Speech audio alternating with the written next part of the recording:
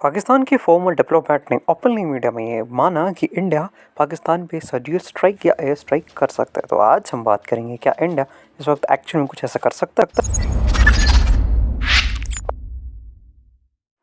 अगर हम इन चीज़ों को एनालाइज करना चाहें तो इंडिया की हिस्ट्री देखनी पड़ेगी। इंडिया के हिस्टोरिकल एक्शंस 2014 से ऐसे रहे हैं, यदि इंडिया पे अटैक होता है तो हमने उसका रिटेलिएशन किया है। अब इस डिबेट में पढ़ने की कोई आवश्यकता है नहीं। पॉलिटिकल डिबेट में क्या पहले ऐसी चीज़ें होती थी, हम सिर्फ उसी चीज़ पे बात करेंगे जो ओपनली मीडिया में हुई हैं और उरी अटैक के बाद किए गए सर्जिकल स्ट्राइक और पुलवामा के बाद किए गए जो एयर स्ट्राइक्स थे वो मीडिया में आके खुलेआम बताए गए थे। उसी को हम बेस बना के बात करेंगे। दोनों ही अटैक्स जो थे वो रिटेलिएशन में किए गए थे पाकिस्तान द्वारा प्रायोजित आतंकवादी हमले के बाद। अगर इस समय की हम बात करें तो इस बार हुआ है पुंछ अटैक, जो एक पाकिस्तानी प्रायोजित आतंकवादी ग्रुप जिसे जैश-ए-मोहम्मद बैक करता है उसके द्वारा किया गया है। तो इस समय आप कह सकते हैं कि एक राइट सिचुएशन है कि भारत सरकार जो है इस पे हमला कर सकती है। साल 2014 के बाद से भारत पे जितने भी हमले हुए हैं उसका रिटेलिएशन दिया गया है।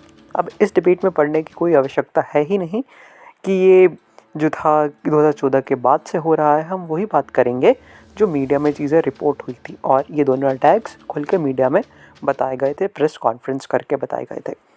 तो अगर मैं अपना बताऊं ओपिनियन, तो I don't think so India जो है इस वक्त पाकिस्तान पे कोई भी हमला करेगा। इसका रीज़न क्या है? इसका रीज़न ये है कि सबसे पहले कि भारत सरकार पे, इंडियन गवर्नमेंट पे इस वक्त कोई पॉलिटिकल दबाव है ही नहीं। अगर आप पिछले 2 हमलों में देखें तो पॉलिटिकल पार्टीज़ ने इस मुद्दे को बहुत ज़ोर शोर से उठाया था, जिस कारण से जो गवर्नमेंट थी वो दबाव में आई और उनके द्वारा ये किया गया और ये स्टेप्स लिए गए।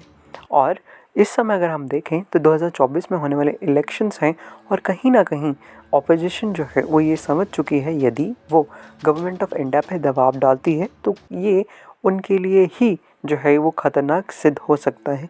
तो वो इस समय ऐसा कोई माहौल देश में है ही नहीं कि वो गवर्नमेंट ऑफ इंडिया पे प्रेशर डालें।